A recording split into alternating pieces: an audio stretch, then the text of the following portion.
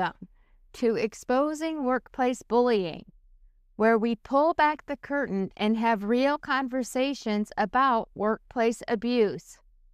This is episode 13, The Psychology of the Crowd. I'm your host, Dr. Jan Kircher.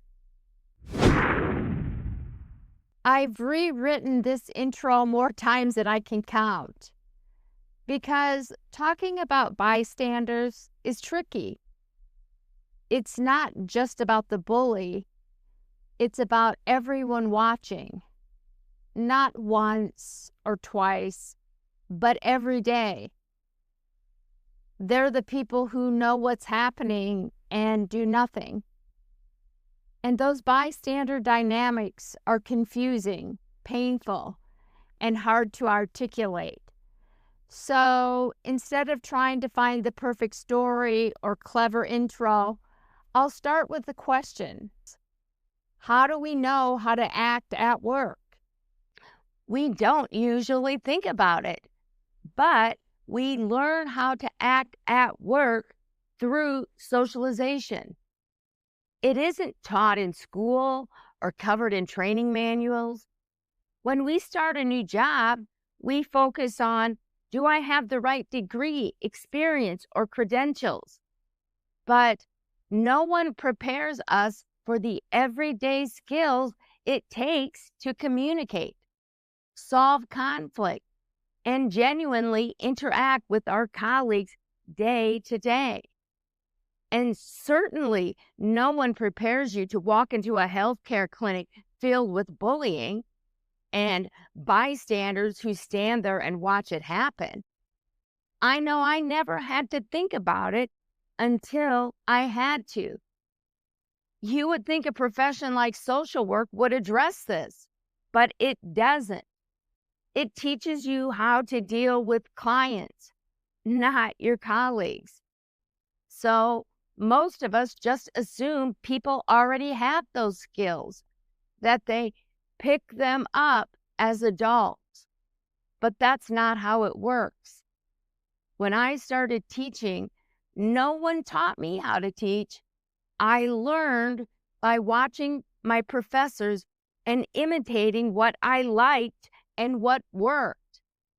That process, learning by observation, is how socialization happens everywhere, including work.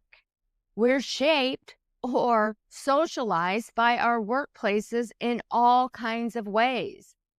Some of that happens through formal rules in the policy handbook, but a lot of it happens informally by watching what gets rewarded and what gets punished. And then, without even realizing it, we start copying that behavior. And yeah, that's how a culture of bullying takes root. It's not written down, it's handed down. New employees learn by watching the people who came before them. A manager trains a new hire the same way they were trained. Over time, watching a colleague be belittled becomes normal. Laughing at a cruel joke becomes team bonding. Looking away becomes the standard protocol. And in bully cultures, speaking up or taking action often comes with the penalties, subtle or not. So, yeah, bystanders aren't born, they're made. They're socialized into a culture that teaches them whose comfort matters and whose pain doesn't. That's how bullying sustains itself. It's not just repeated, it's reproduced. Bully culture doesn't rely on one person's cruelty. It relies on everyone else's participation. Their silence, their laughter, their looking away. That's what keeps it alive. As a bystander, you're conditioned through a system of rewards and consequences, not just by the bully, but by the group itself. It's easier to follow the crowd than to challenge it or to speak up. And over time, you adapt, convincing yourself that staying quiet is professional or even neutral. And that's the tragedy of bully culture. It doesn't just create bullies. It creates followers, people who know better, but have learned it's safer not to act. I remember a grim joke between me and a colleague. We were both bullied, and when we'd see a new hire, one of us would say, "Flip a coin." It was our shorthand for the two paths that bully culture offered. Get worn down by it or learn to wear it like an armor. That was the choice. Become a bystander or prepare to be bullied. And the truth is, most people choose survival because work isn't just work. It's where we spend so much of our lives, where we want to belong, to feel part of something. That sense of connection, the friendships, the shared jokes, even the inside language, it feels good. It feels safe. It gives us identity, connection, and a sense of belonging. But belonging comes with a hidden risk, the pull of groupthink, and most fall prey to it. Now, I know what you're thinking. Goodness, Jan, not another sociology term. I get it, but groupthink, this one's really important. When most people think of groupthink, they imagine politics or a big historical mistake. But it happens in everyday spaces too. I had a group of students once who started out great. They engaged, they were thoughtful, fun in class. Then one student decided I wasn't a patriot. I'm still not sure why, but within a short time, everything changed in that class. The same students who used to participate stopped talking. They never smiled or engaged with me at all. Then they went a step further. They complained to my supervisor and even wrote it in their evaluations that I wasn't a patriot. But that's how groupthink works. One person sets the tone and the rest fall in line, not because they believe it, but because it's safer than questioning the group.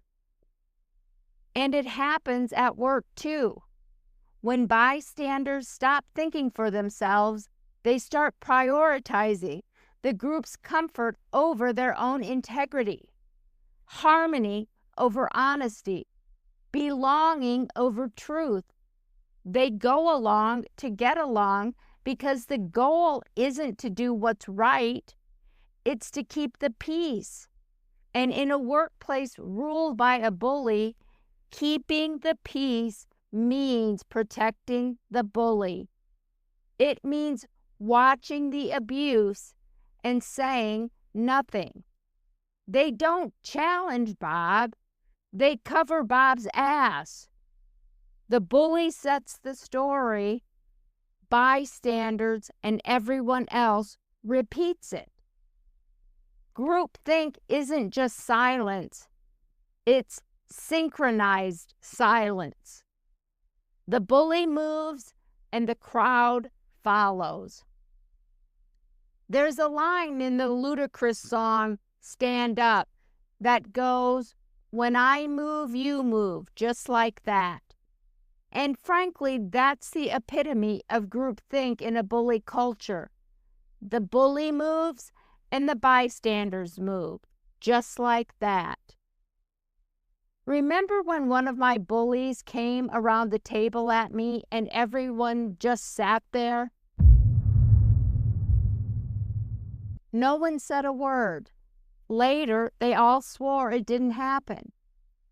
That's how groupthink works. They knew the truth, and they still know it today. But the lie kept them safe.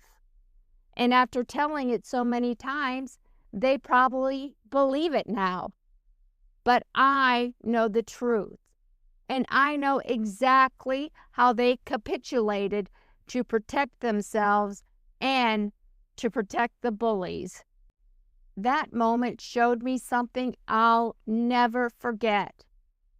People don't care about the truth. They care about belonging, about being part of the in crowd, and about not ending up on the wrong side of Bob. Most people can't stand alone. They can't go against the group, so they do whatever the group wants. That's what groupthink does. It teaches silence and rewards conformity. But that doesn't excuse it, because as far as I'm concerned, bystanders have no integrity. The most devastating moment isn't the bully's first attack. It's the moment you look across the room at a colleague you once called a friend and they look away. When they don't see me, the colleague who loves hazelnut coffee and rap music, they see an outsider, someone who no longer belongs. Do you ever wonder how it happens? How you go from being workmates to being an outcast? Well, that falls directly into Bob's lap, the responsibility for that. All the rumors, the gaslighting, the gossip, they weren't random. They had a purpose to change how your colleagues see you. They've been hit with my side bias, or, for my fellow true crime junkies out there, what we'd call confirmation bias. I personally like to call it my side bias, because you're damn right it's your side that's biased against me. But I digress. Now, where were we? Oh, yeah. When the bully's playbook works, the lies, the humiliation, the repetition, it doesn't just wear you down. It rewires how the bystanders see you, how they think about you. So let's see how my side bias works in action. It starts with phase 1. Bob repeats the false story. Jan is the problem. She's the troublemaker, the scapegoat. Phase 2. Bob keeps repeating it. The bystanders start to take notice and wonder if maybe he's right. Is Jan the problem? Phase 3. Bob keeps going. He's like the pink Energizer bunny that won't stop. Did I tell you this one? Jan is a real problem, a troublemaker. And here's where things get sticky. The bystanders start to believe it. They begin finding proof to back it up. Jan reported the bully for charging around the table. See? That's the proof we needed. Jan, she's a terrible troublemaker. We've got the receipts. Phase 4. The bystanders aren't looking back. They've got full-blown my side bias. They're all in. Jan is the biggest troublemaker they've ever seen. And here's the real kicker. Not only are you the problem, but by God, you deserve everything that's happening to you. So when I reported the bully for coming around the table at me, they didn't see someone defending herself. Through the lens of bias, they saw a disruptive person causing a scene, a troublemaker, picking on Bob. That's how bias becomes cruelty. Because once the story is locked in, the group doesn't just believe it, they enforce it. And in choosing to believe Bob's lies and narratives, they became so biased against me that they erased me. My colleagues weren't neutral onlookers. They were bystanders who openly and actively despised me, diminished me, and recast me as the problem, the one responsible for the bullying. Bob wasn't the bully, I was. Now, how ironic is that? They transformed me from a person into an outsider, someone unworthy of empathy and deserving of bullying and abuse. So, did they look away when it happened? Absolutely. Did they tell stories that were lies? You bet they did. Because whatever I got, I deserved. And that is othering. That's what it feels like when you have a bully in your crowd and your colleagues turn on you.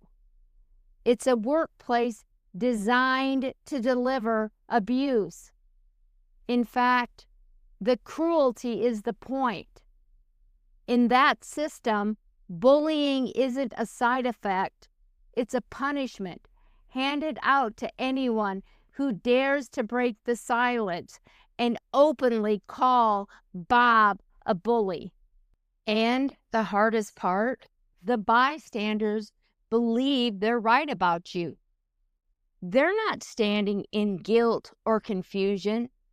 They're standing tall in self-righteous certainty. That's what my side bias does. It twists bullying into justification. And the group, Bob and the other bystanders, they talk about how right they are about you. Their disdain for you keeps them close, keeps them tight. So bystanders don't just tolerate what's happening, they believe you deserve it. The bystanders at my work believed wholeheartedly that I was the troublemaker. And that is what's so hard to talk about. Because your colleagues, your workmates, the people you work with every day, they stop seeing you as human. So let's be clear. Bystanders who look away aren't neutral. They've been twisted to believe you deserve everything you get. You deserve what's happening to you. And that is the ultimate betrayal. Because there is nothing a person could do to deserve to be bullied at work. I don't care if you walked into your workplace buck naked and sang "Back That Ass Up" by 50 Cent. No one deserves to be bullied. Full stop. So when bystanders cling to neutrality like a floaty in the sea of denial, telling themselves they're not choosing sides, we know that's not true. Bystanders don't just stay out of it, they become part of the problem. And that's where we're headed in episode 14, when bystanders cross the line. Thank you so much for listening. Thank you for being here. And if this episode hit home, check out stopbullyculture.com, where I share tools, resources, and real talk to help you deal with workplace abuse. And if you know someone who needs to hear this, share it with them. Until next time. They gaslight and plot, play their games. Witness the smile, you're part of the shame. Your boss stays silent, closing the door. How many voices will they ignore? The bully lies, the brave get burned. The office watches, no lessons learned. Your boss hides, truth gets colder. It's time to stop the bully.